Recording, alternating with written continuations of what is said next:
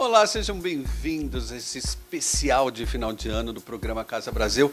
A gente ficou juntos o ano inteiro e é claro que nessa última oportunidade eu queria estar aí pertinho de você, comemorando com você, junto com as pessoas que a gente ama, que a gente gosta. E hoje esse programa está assim, está com gente que eu gosto de verdade, que convive às vezes mais comigo, às vezes menos, que tem ideias às vezes parecidas, às vezes diferentes, mas que a gente aprende a respeitar e gostar, porque o lado bom sempre supera o outro lado. Ninguém é bom por inteiro e ninguém é ruim por inteiro. Talvez seja disso que a gente vai falar desse ano de 2021. Eu vou primeiro apresentá-los para depois a gente começar esse bate-papo junto com você. E do meu lado aqui, pertinho de mim, está a Silmara Meirelles. Olha que linda que ela continua linda. Ela já participou do programa Casa Brasil algumas vezes, né, Sil? Foi, vários programas. Acho que até o seu primeiro piloto fui eu que fiz com você. Verdade, eu não lembrava mais disso. Eu lembro. Foi uma delícia. Você estava começando já faz um bom tempo, né, Di? Muito tempo, 10 anos o programa está no ar, Sil. Pois é um privilégio estar com você no seu piloto, olha aí. Que boa lembrança você me traz, viu? Muito obrigado. Sil, se apresenta para o público, mas peraí, vamos falar quem mais está na mesa primeiro, que o César está aqui. O César, muita gente já conhece por causa das viagens. Todo mundo, ontem uma senhora nos encontrou no shopping e falou, eu vejo você sempre viajando, mas ele sempre está junto. É isso, César? Você ficou conhecido como o cara do Fui? É isso? Tenho que ter ficado, né? Quantos anos de programa? 10 anos de programa. Eu fico lá, né, às vezes por trás ali filmando, quando você não está falando, então acredito que... Aliás, eu fico honrado, né, realmente, ontem a gente passeando, a mulher chegou, Dionísio, mas eu também te vejo. Eu falei, poxa, que bom, né? Todo mundo pegando carona do Casa Brasil, né? Agora, eu sempre falo que é injusto isso, porque vocês nos veem o tempo todo e a gente queria ver vocês o tempo todo. A gente queria estar desse lado aí também, porque para receber um pouco essa energia, principalmente no final do ano, num programa que a gente vai falar do que foi 2020. Silmara, sua profissão e há quanto tempo você exerce essa profissão? Uau, vou ter que fazer conta aqui, eu sou boa para contar miçanga, hein? Bom, eu sou psicóloga, psicanalista, eu estou na profissão desde 1997. É tempo, hein? Muita experiência. É tempo, muita experiência, muitos ciclos diferentes, né? Fui para a área da educação, sempre me mantive na clínica, nas organizações não governamentais. Então é uma delícia. Sempre atuante, né? Eu não gosto de chamar de ativista, porque ativista ganhou apelidos horríveis aí, né? Mas você sempre foi uma pessoa muito ativa, muito participante das coisas que você acredita e é por isso que você está aqui hoje. César, fala para mim sua profissão original. Qual que é, César? Muita gente não sabe. Vou falar da minha formação original, né? Isso. Eu também fiz psicologia. Ao contrário da Sil, eu nunca trabalhei exatamente na clínica, né? Eu trabalhava também na área educacional, em projetos sociais em São Paulo, por um período. Depois disso veio o comércio, né? A gente está aqui na Estoque Brasil agora há 25 anos. Aí fiz um curso de pós também para me especializar um pouco em administração. E fica esse combo, né, da vida aí de profissão e de formação. É um combo interessante. O César também convidado pelo mesmo motivo que a Sil, porque acho que são pessoas muito coerentes. Eu queria trazer pessoas coerentes para esse programa, que pensam de alguma forma e defendem a forma que pensam, de uma forma de debate, de uma forma que traz argumentos positivos e que têm uma visão muito clara das coisas. No momento de tanta confusão, gente, foi até engraçado quando eu conversei com o César e com a Sil fazendo esse convite. A gente falou, nossa, do que a gente vai falar de 2021, né? O primeiro sentimento que bateu para nós três foi assim, como fazer um programa de retrospectiva que seja bacana, porque é um programa de final de ano, falando de 2021, que foi um ano bastante difícil. E a primeira pergunta que eu queria lançar para vocês, não uma pergunta, mas uma reflexão, é exatamente sobre isso. Porque quando eu falo de 2021, eu não sei para você que está em casa, mas para mim fica uma confusão o que foi 2021 e o que foi 2020. A impressão que eu tenho é que a gente está num limbo psicológico de memória, de sensações, de sentimentos, que veio desde março de 2020, quando foi anunciado realmente o fechamento do comércio, que foi aquele quiprocó em março de 2020. Parece que a gente pulou de lá para esse momento aqui de hoje. Eu não consegui separar o que foi final de ano, o que foi carnaval, o que foi um ano, o que foi o outro. Eu queria saber se vocês concordam que isso virou um limbo psicológico, esse período que a gente passou, que são quase 2 anos já, na verdade, né? Interessante, Edi, porque eu também tenho essa sensação. Às vezes eu puxo uma coisa na memória e fico pensando, mas isso foi esse ano ou isso foi 2020? Quando foi? Porque a gente precisa desses planos, a gente tem muito isso de planejar, de reconhecer as etapas. Nós temos a necessidade de viver as representações simbólicas que estão nas festividades, carnaval, sim, aniversário. Festa junina. Festa junina, eu amo festa junina. É verdade. E aí a gente não viveu tudo isso, né? A gente, por um bom tempo, muitas pessoas, principalmente quem está em home office, está vivendo todos os dias iguais. É verdade. Então, eu acho que isso é um impacto mesmo. Eu sinto isso na pele, né? De às vezes, querer lembrar o que eu fiz e quando fiz, e as coisas estão confusas. E você, como terapeuta, hoje atende mais em home office, na verdade, ou você está atendendo presencialmente? Como é que funciona? Eu tenho alguns pacientes que voltaram para o presencial, mas assim, um grande volume de pessoas no online, pessoas de todo o Brasil, pessoas fora do Brasil. Nós, psicólogos que estamos na área clínica, foi um boom de atendimento, porque não que a saúde mental, não que as pessoas não sofressem antes, elas já sofriam, só que com a pandemia ficou o sofrimento psíquico, o sofrimento mental foi muito, muito pesado, muito mais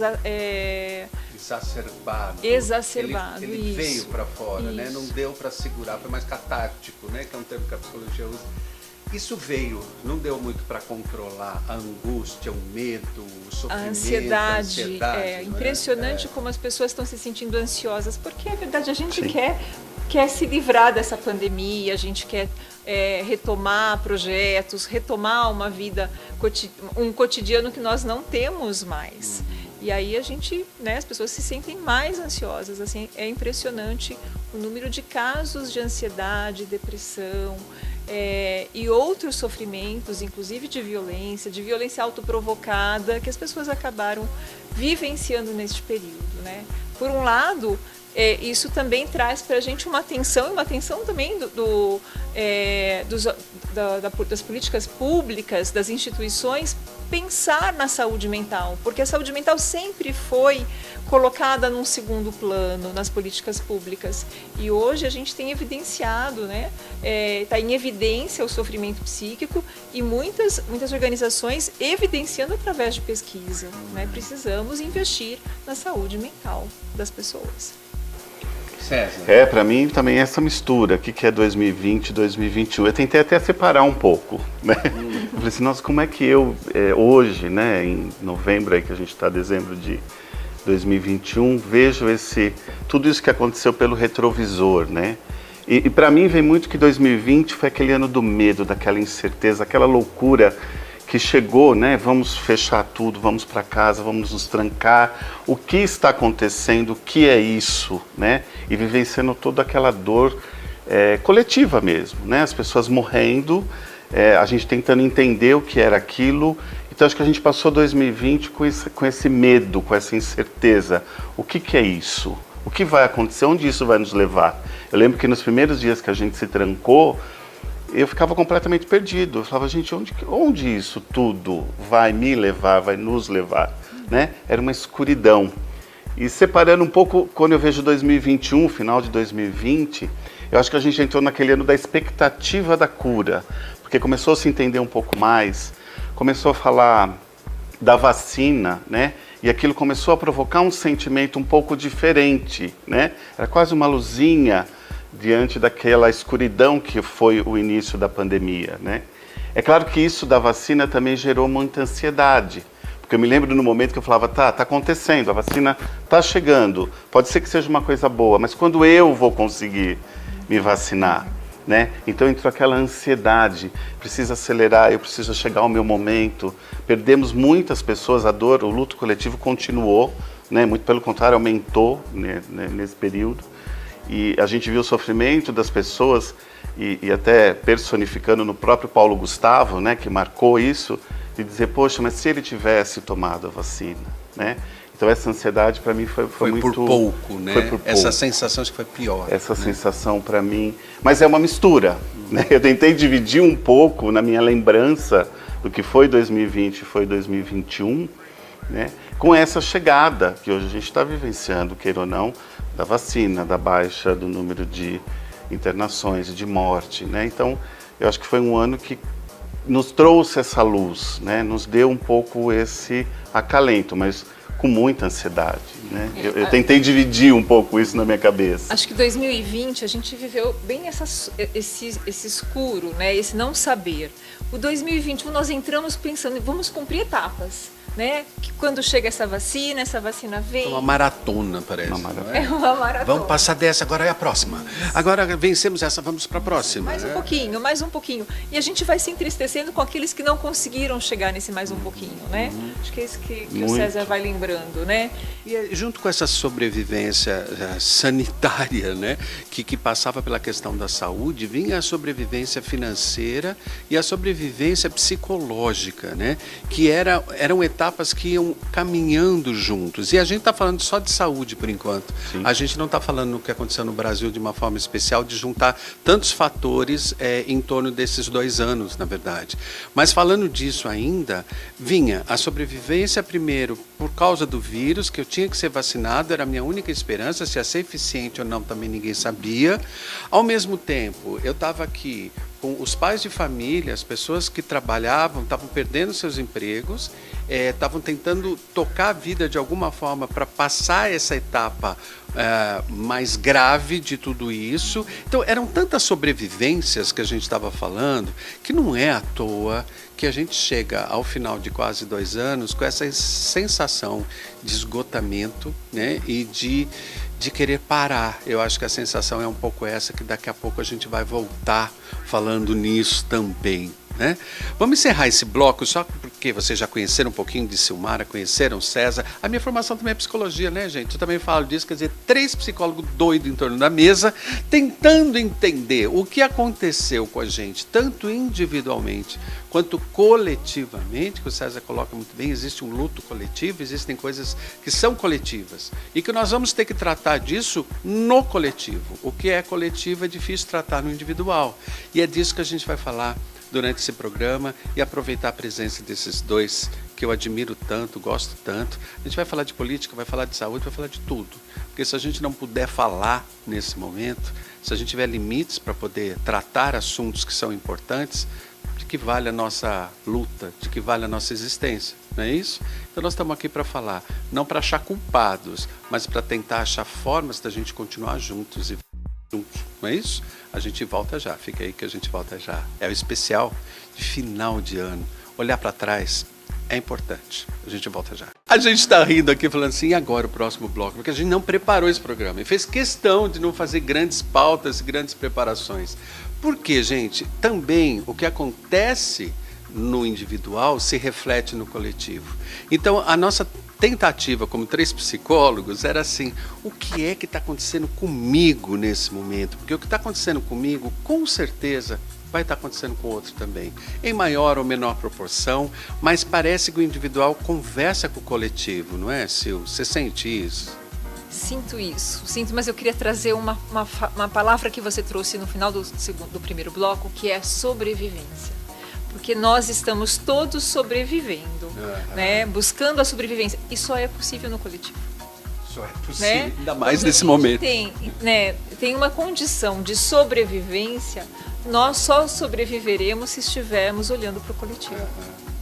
Né? E a sobrevivência, nesse momento, é de todos os lados, né? Na sua integridade física, na sua integridade mental, na sua integridade financeira. Né? É assim que nós coletivamente estamos vivendo essa experiência da pandemia, principalmente no Brasil. Né? Pois é, não tem... e quando a gente volta por todas essas questões que a gente já vem discutindo ao longo de todo esse período, né? Toma vacina, não toma vacina, o que eu faço, né? É o que você está falando, a sobrevivência é do coletivo, né? Eu dependo do meu próximo, eu dependo do outro. E se o meu próximo, né, não tomar vacina? É uma coisa assim que é inimaginável. Só ver o que está acontecendo na Europa, né? No leste europeu agora, né? Com baixa vacinação, uma 4ª onda se instalando, né? Eu falo que se tem um lado da pandemia, né, você me permite, assim, que ela é muito democrática, né? ela pegou todos, né? Sem distinção de classe, de raça, de gênero, de país, né? Porque nós coletivamente fomos afetados. Então, a sobrevivência coletiva, né? Acho que realmente você colocou de forma espetacular. As pessoas precisam entender isso, né? Eu dependo do outro para que todos nós possamos estar bem, né? Porque um percentual dessa nação pensa de um jeito ou de outro. Quer dizer, nunca fomos tão divididos, embora eu também acredito que já sempre estivemos divididos, e isso não era claro. Alguém disse que esse governo é absolutamente autêntico, eu concordo, ele é autêntico, sim. Né? E acho que as pessoas entraram nessa autenticidade negativa, infelizmente, e também se mostraram, e também vieram dizer no que acreditam, sem discutir talvez o que seja direita e esquerda, que é essa palavra que eu tento evitar, mas em valores humanos.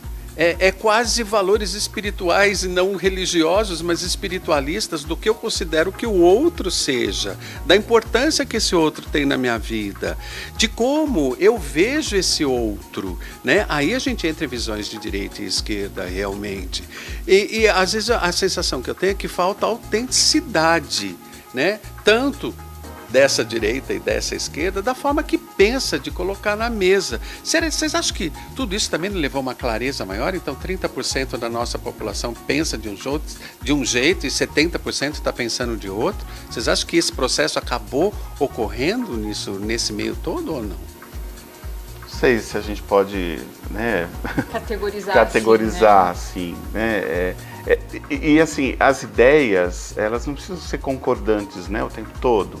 O que precisa haver é uma argumentação com base técnica, científica, seja de qual assunto for. Então, quando a gente fala, né, defendeu a cloroquina, não defendeu, ok, eu posso defender N coisas. Eu posso, inclusive, defender não vacinar, né? Agora, eu preciso chegar, após a argumentação, a um resultado, né? E aí é que tem que estar tudo pautado, tem que estar tudo no equilíbrio, tem que estar tudo dentro da ciência, das leis, enfim. Você tem que ter. A questão não é argumentar, não pensar diferente ou não tentar um caminho diferente. Isso é extremamente saudável, né? Agora, a gente precisa ter parâmetros de argumentação que nos dê base para o resultado. E é isso que não acontece. A gente para simplesmente na elucubração, né? E acho que tem uma paixão aí, né? As pessoas acabam, muitas vezes, se colocando nessa autenticidade, né?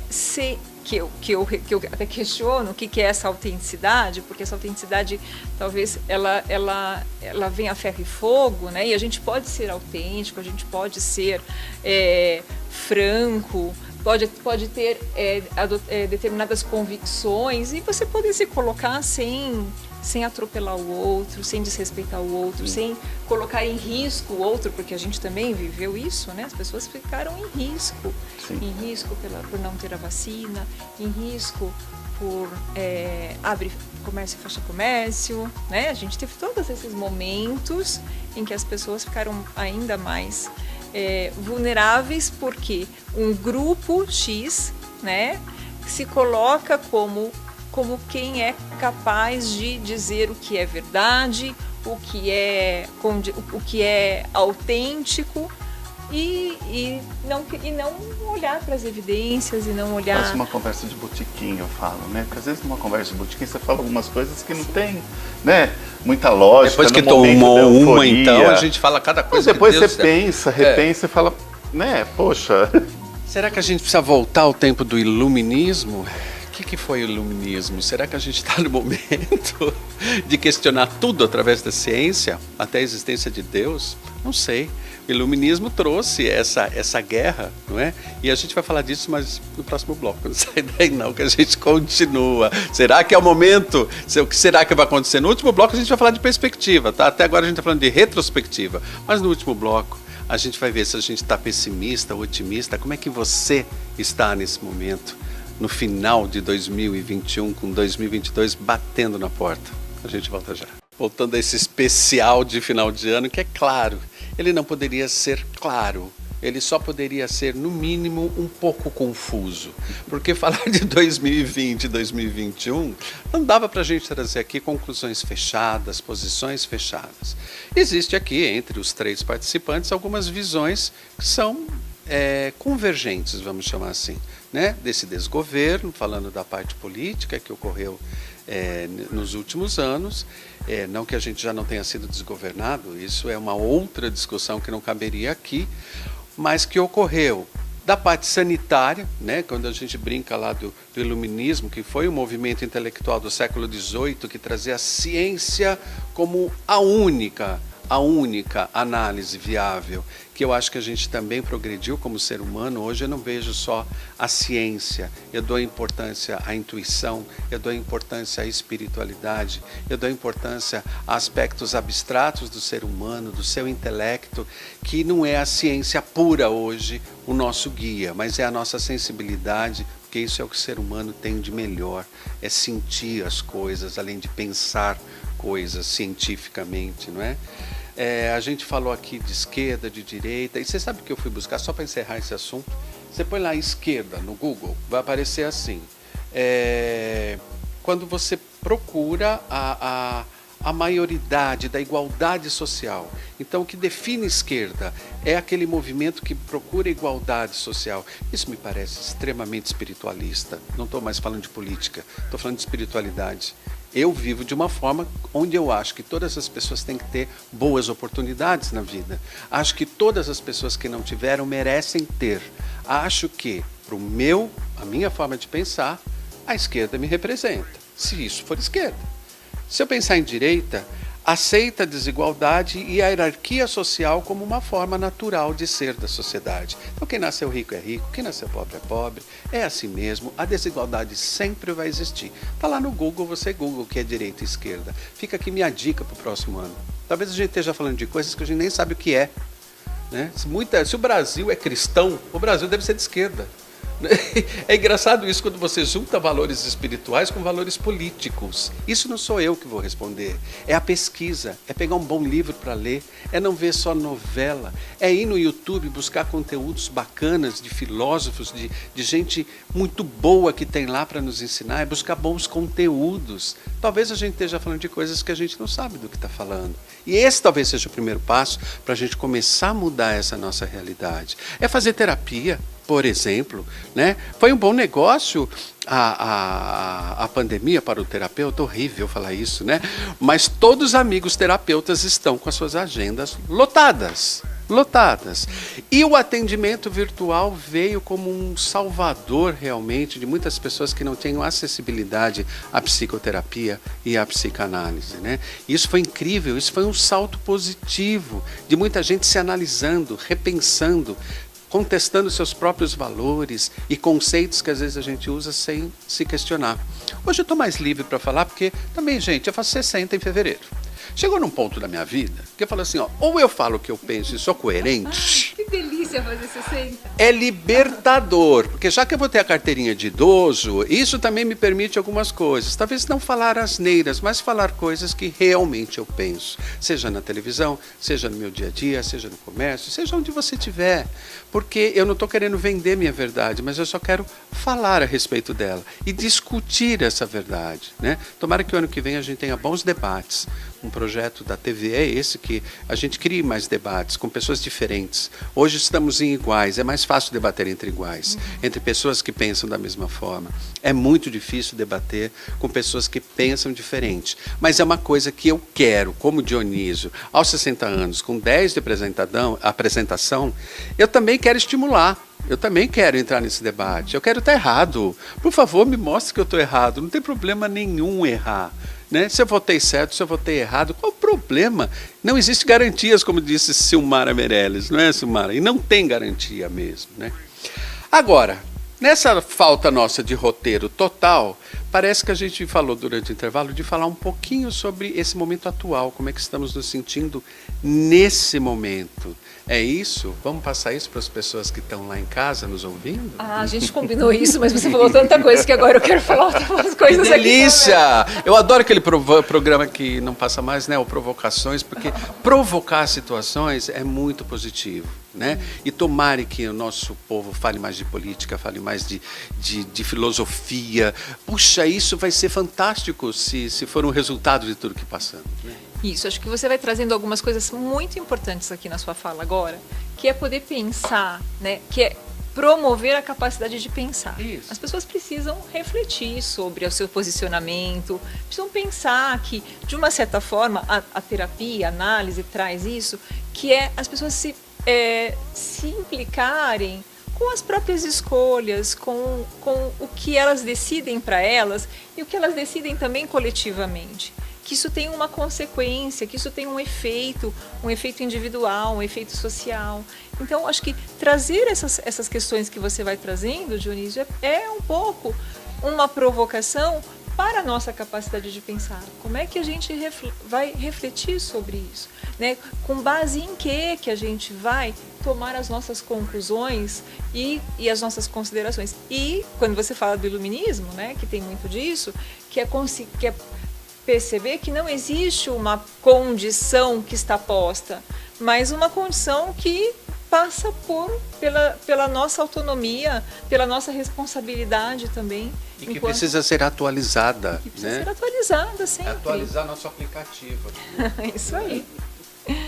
É isso, mas então, você me provocou, eu não consegui não falar sobre isso. Acho que eu provoquei o César também, pelo que eu conheço ele, que é um cara que vive ligado em notícia, em acompanhar tudo. Por isso que eu convidei o César. E eu falo isso para ele, eu falo, César, você gosta tanto dessa coisa social enquanto psicólogo, né? Porque a psicologia social é um ramo da psicologia tão interessante também, que vai estudar o comportamento coletivo, de como isso tudo vai para lá, como tudo isso vem para cá. Sabe cardume de peixe, gente? Não é lindo ver o movimento de cardume de peixe?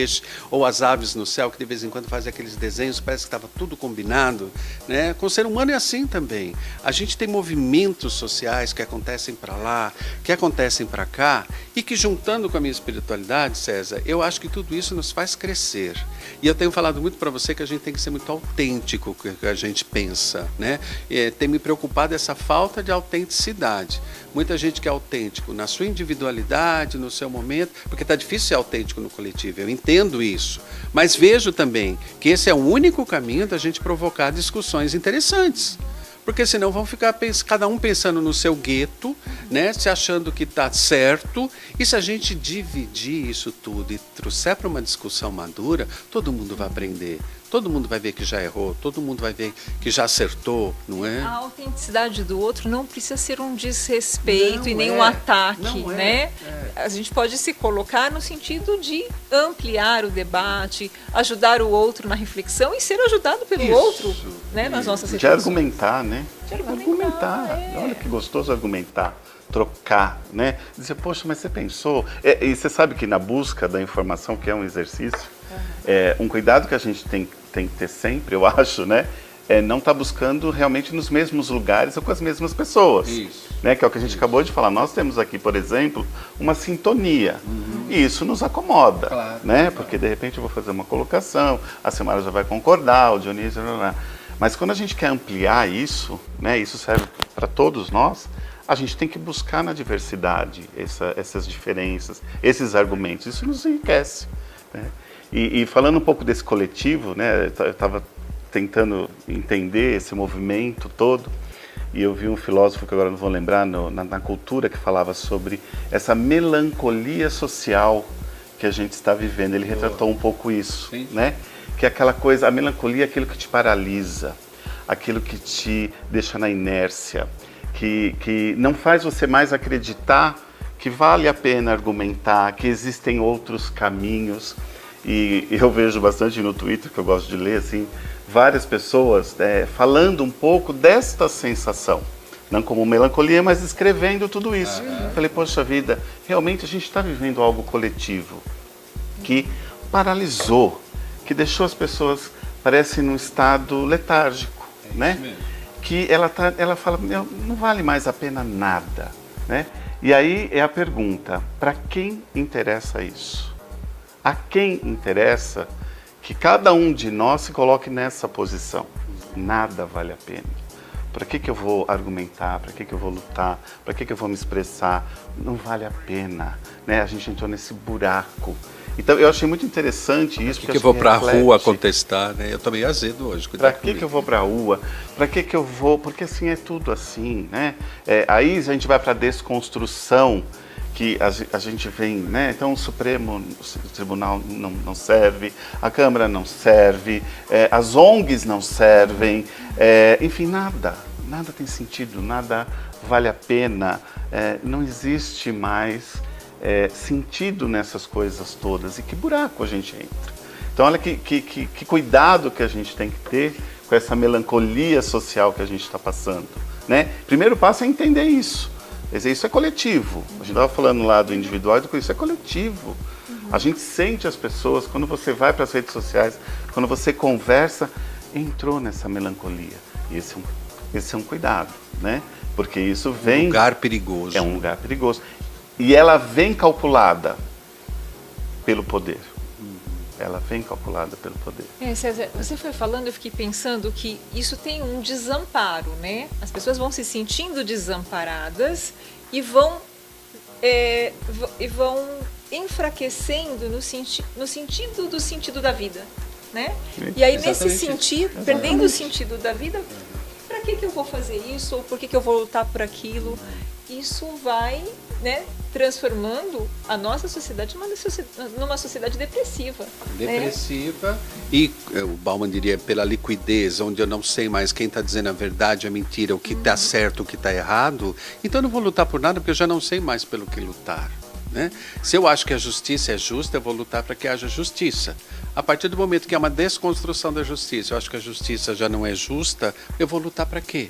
Não é? E isso é muito perigoso, essa falta de referência que a gente criou, que era a referência que também a gente vem, né, Silvio, de um novo modelo educacional que pregou algumas mentiras, onde criança não podia ser contrariada, onde os reizinhos da casa começaram a mandar, onde pai e mãe já não tinham mais palavra ativa, porque quem mandava era o adolescente, porque pai e mãe é ultrapassado e o adolescente é que sabe tudo. O adolescente sabe lidar com a rede social, o pai e a mãe não, então eles são idiotas. A gente foi idiotizando tudo que era sabedoria da vida e trazendo para essa tecnologia uma sabedoria que ela não tem, porque ela só obedece comandos. E de repente hoje o jovem se sente empoderado porque ele sabe lidar com o telefone celular. Ele não sabe lidar com a muitas vezes. E nós não podemos desistir de ensinar esses jovens e de trazer esses jovens para essa realidade que não é virtual, que é real, porque é isso que vai trazê-los para uma felicidade mais consistente, não é? Não é saber dominar uma tecnologia que vai me empoderar com relação à vida. Então, essa liquidez que o Bauman traz e que a gente está sofrendo por causa disso, porque tudo ficou líquido, nada mais a gente sabe o que é bom, o que é ruim, o que é justo, o que é injusto, nos deixou absolutamente... Qual foi a palavra que você usou? Com a melancolia social. Melancólicos. De uma forma social, adorei, César. Gostei muito. Não é minha, né? É desse programa que eu vi que eu deveria ter anotado. Pode chamar de depressão do ponto de vista da psicologia. Sim. A melancolia, né? Ela é um estado diferente da depressão, né? Ela vem, é uma tristeza, é um tirar de energia. Mas se a gente pensar, antigamente os melancólicos eram até bem vistos socialmente, eram pessoas mais introspectivas e tudo mais. Mas eu acho que é uma melancolia, sim, mas que pode nos deixar depressivos, porque a gente, né, tá só afundando socialmente. Exatamente. Né? Estamos perdendo. É um sentimento que nos leva lá. E deixando de reagir. Sim. Né? A gente não tem energia, parece que, para reagir. Exatamente. Né? Acho que essa é a sensação que nos norteia hoje, se a gente for trazer para esse momento atual, pro aqui, pro agora. Eu preciso reagir, mas eu não estou achando energia. Eu quero férias. Eu não quero saber de Natal, não quero saber de Ano Novo, não quero saber de nada. Eu quero parar, olhar para o mar olhar para mim e não saber o que vai acontecer a partir daí. Será que é esse sentimento que nós temos no último bloco? A gente fala, não sai daí. Hoje não vai dar para ter porque a gente vai falar das nossas perspectivas. Como é que a gente vê isso daqui para frente? O que vai rolar a partir disso tudo? A gente volta já, não sai daí não. E a gente grava o programa assim, entre um atendimento e outro, entre um compromisso e outro. Eu saio daqui 10 minutos, eu tenho uma outra pauta para gravar. E é assim que a gente tem vivido. É assim que a gente já vivia antes da pandemia, que de repente a gente ganhou um break e agora a gente volta daqui a pouquinho em 2022. Talvez sem máscaras, já algumas cidades liberando o uso da máscara para áreas abertas. Parece que tem uma luzinha lá no fim do túnel que vem vindo, vem caminhando, e talvez daqui a pouco a gente esteja na normalidade. Normalidade? O que é normal? Era o antes, foi o durante ou vai ser o depois? O que vem de normal? O que vai ser o novo normal, já que está se usando isso nas mídias? O que vai ser o novo normal? A gente aprendeu, não aprendeu? Vai ser tudo igual? Ser humano é ser humano? Ou a gente tomou uma lição? Qual a visão de vocês para 2022 e para esse futuro próximo agora? Bom, eu fiquei pensando aqui, eu me lembrei de uma história, tem uma amiga que ela fala que uma vez casado, você nunca mais será solteiro. Você pode ser abandonado, viúvo, largado, qualquer coisa. Mas desquitado, eu adorava essa palavra. Desquitado, mas solteiro você não será mais, porque você viveu a experiência do casamento. E a gente viveu a experiência da pandemia, estamos vivendo, né? Estamos entrando aí numa experiência pós-pandemia, tomara, né? Oxalá que isso aconteça mesmo, porque estamos em vias. Mas a gente passou por isso, né? Então, o que será este novo normal, Dionísio? Eu não sei. Mas não será como antes, porque nós não somos mais como antes. Eu concordo com você. Pelo menos essa geração que passou por isso, seja em que idade for, tem gente que passou por isso como criança, como adolescente, como adulto, como idoso, né? Isso vai bater em cada um de uma forma diferente. Mas as mesmas pessoas, eu acho que a gente não vai ser também, isso vale para todo mundo, eu tenho a impressão. Isso, nós fomos impactados, alguns de nós conseguiu se lidar melhor, outros nem tanto. As crianças eu considero que são os mais afetados, porque a vida social na escola, né, César que também foi para a área da educação um período, é muito importante para a criança, para o seu desenvolvimento. Tem criança que nasceu na pandemia, que está com quase 2 anos e não tem convívio com a família, não tem convívio social. Isso é um impacto, né? Isso é uma marca para a gente. Algumas pessoas que tinham o hábito de se reabastecer no coletivo, no social, ou no churrasco do fim de semana, nas viagens. O brasileiro é muito assim. O brasileiro é muito assim, o churrasquinho do fim de semana. Perdeu isso por um tempo, né? E teve que se conectar com outras coisas para poder lidar com esse momento, né? Teve que encontrar outras formas de se reabastecer de vida. Então, nós não seremos mais os mesmos. Como seremos? Não sei. Acho que é algo para a gente estudar. Acho que sim. Como é que você vê, César? Então, eu fui tocado por uma coisa que eu li e que eu falei que eu acho que eu vou colocar para o meu objetivo de 2022, até depois de falar um pouco dessa melancolia social, né? Que é a palavra esperança, mas no sentido de esperançar, né? De buscar o novo, de ir atrás e de correr. Então, eu estava lendo assim que 2022 tinha que ser essa mobilização da esperança. Porque eu acho que se a gente entende que, de uma certa forma, a gente se sente paralisado, a gente se sentiu preso, tudo isso muito real, né, pela doença, depois por toda uma questão social, eu acho que é o momento que a gente vai precisar buscar de novo isso dentro de cada um de nós, essa esperança de nos desafiar, de buscar esse novo sim. E aí eu li até uma frase do Paulo Freire, por isso que eu anotei, né, que é preciso ter esperança para chegar ao inédito viável e ao sonho. Quer dizer, eu acho que para 2022, a gente tem que fazer o exercício da esperança, né? E junto com isso, uma outra palavra que me chegou, que eu jamais teria associado à origem dela, que é a gentileza. Gentileza vem muito lá do grego, enfim, né, dos antigos, ligado à família, ao clã, à sua essência, né? Gentileza gera gentileza.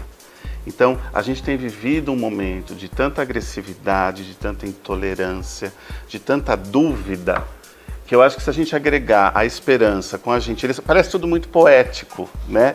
Mas não é. Ele é real. É um exercício interno que eu acho que a gente pode nos propor a fazer, né?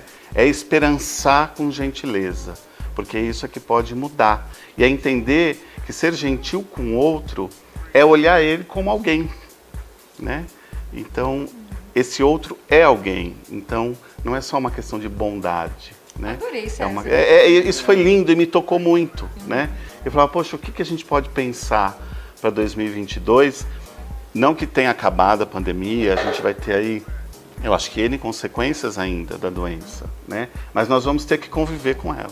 E convivendo com ela, buscar novos caminhos. Por isso que pode ser aí o novo normal, o novo diferente. Iguais nós não vamos ser mais, né?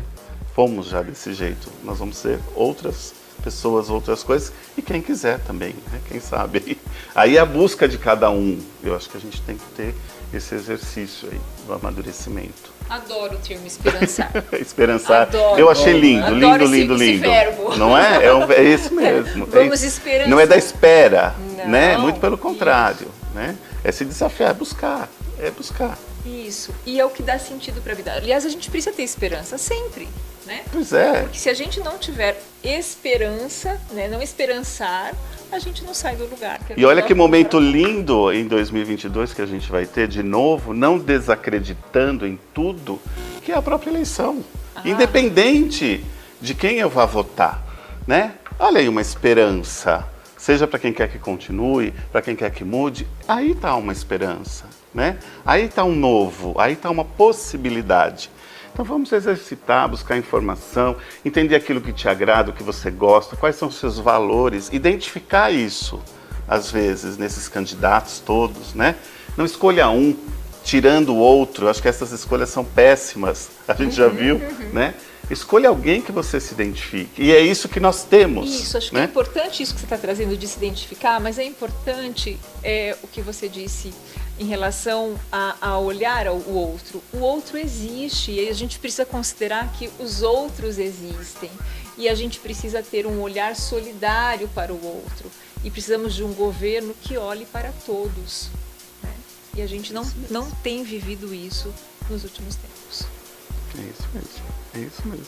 Nossa, eu nem sei o que dizer depois disso. Estou perdido aqui, gostoso, né? mas é muito confortável para mim, porque trazer o César e a Silmara, que abriram seu tempo aí precioso para estar aqui com a gente, no final de um ano bastante significativo para mim, para muita gente, acho que para todos nós, né? Abriram mão dos seus compromissos, das suas agendas. Eu sou muito grato a vocês estarem aqui em primeiro lugar. E grato a Deus por poder ter pessoas desse tipo ao meu lado, que querem conversar, que querem abrir esse debate, que querem se questionar além de questionar o outro. É trazer esse questionamento para mim, intimamente, e porque isso é o que vai provocar mudanças. Eu falo que eu cansei, realmente, chegando aos 60, de querer mudar o outro, né? Mudar o outro parece que é um caminho até curto e óbvio. Agora, o mudar-se, o transformar-se tem me interessado muito mais. E é claro que no momento como esse, de tantas incertezas, tanta dúvida, tanta liquidez, a gente fica procurando qual é o melhor caminho, qual é o melhor jeito de eu entrar mais em contato comigo mesmo, de eu voltar a ser o Dionísio que eu me sentia meio lá na adolescência, vivo, dinâmico, com energia, que tinha na vida um olhar muito colorido. Eu fico muito entristecido quando eu vejo esse sentimento social que o César traz, que a Silmara traz, de depressão, de melancolia, porque de alguma forma eu sinto que nós apagamos essas cores da nossa lente, desse olhar que a gente tem para a vida. E isso é muito perigoso, como o César disse. A quem isso interessa que estejamos apagados, sofridos, não acreditando mais em nada? A quem isso interessa? A nós não. Esse é o ponto. A nós interessa essa vida voltando, essa vida renascendo e trazendo para a gente objetivos que a gente traça para a gente mesmo. O que eu quero da minha vida? Por que é que eu estou vivo? Também não de nada. Se for só o conforto material, ok, você vai alcançar e daqui a pouco, né? Se for, a gente coloca objetivos para a gente que, alcançados, a gente percebe que eles não têm mais valor. Então, talvez o que eu desejo para vocês, para o César, para a Silmara, como meus convidados, que vieram aqui todos lindos, com essa cara de ano novo, falar de tudo que tem de velho, porque o que aconteceu ontem já está velho, já está velho. A gente tem que trazer esse novo para vocês, é fazer esse esforço que eles estão fazendo coletivamente aqui junto comigo, de trazer para vocês também essa mensagem de final de ano, que é, não importa o que aconteceu, Importa o hoje e importa o que a gente quer daqui para frente. Trazer esse brilho para a nossa lente é o que eu desejo para vocês. Trazer essa espiritualidade ligada pelo Natal que acabou de acontecer, pela pessoa de Jesus Cristo, que para mim foi o melhor cara que já pintou nesse planeta realmente, em termos de direção de vida, de falar assim, olha, esse é o caminho que vai te trazer para uma satisfação real. Ele é o cara. Então não depende da sua religião, independe de direita, de esquerda, de partido, de governo, porque quem governa a sua vida é você. Quem vai trazer os valores da sua vida é você. Eu não quero aqui parecer num discurso religioso, mas hoje para mim a espiritualidade, a ciência, esse olhar para o outro, elas hoje convivem muito bem na minha vida, né? Eu posso falar de budismo, eu posso falar de cristianismo, eu posso falar de espiritismo, eu posso falar de tantas religiões que trazem Deus com esse olhar para o outro, que para mim não interessa mais nomes, interessa significados e significantes, né? E Dalai Lama, Dionísio, só Sim, dizendo, eu li por também favor, uma coisa César. assim, perguntaram que era a religião para ele, né? E a religião para ele era a gentileza, né? Uau! Então E não é muito interessante isso. E não é, e a gente gentileza acredita você pode nisso. levar para o cristianismo, né? Que é olhar para o mais pobre, olhar para respeitando essas diferenças, né? Então a gentileza cabe em tanta coisa, né? E vamos esperançar em 2022, que é isso que a gente precisa. Muita esperança. Jaiminho está apontando para a gente que o tempo acabou. Feliz ano novo, viu, Jaime? Para você que está aí atrás da câmera, ajudando. Vem aqui dar um tchau, não dá? Deixa o fone aí, dá um tchau junto com a gente. O Jaime me acompanha o ano inteiro no programa. Ah, dá sim, como não? Vem Pula aqui, lá, vem passou. falar tchau. Ó o Jaiminho aqui, que está sempre atrás da câmera, mostrando a gente para vocês. Olha, eu sou muito feliz, muito grato. Obrigado, Jaime. Fica aqui, encerra com a gente e vocês têm um ano muito feliz. Encontrem com vocês mesmos, tracem seus objetivos e vamos juntos. A gente está junto. Ninguém está sozinho. Isso é o mais importante de toda a história. Fiquem com Deus. Um feliz ano novo para vocês. Feliz ano novo, Sil. Feliz César. ano novo para todo mundo. Obrigado. Deus. Fiquem com Deus e até o ano que vem, se Deus quiser. Fiquem bem.